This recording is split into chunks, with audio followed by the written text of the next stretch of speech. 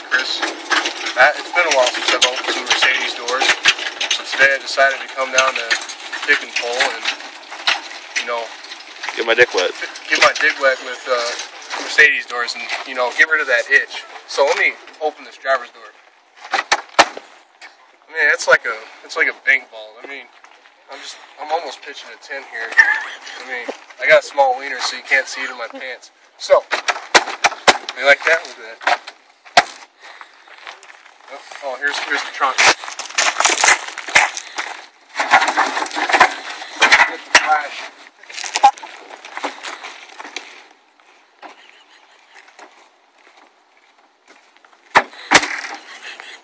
See, you can't bend it because it's made out of German steel.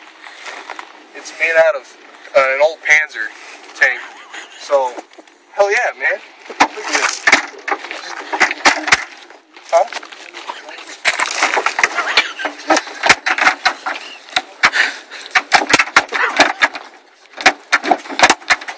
Yeah, I weigh 265 pounds and I'm not even digging it up. Boom. Yeah, it'll buff out.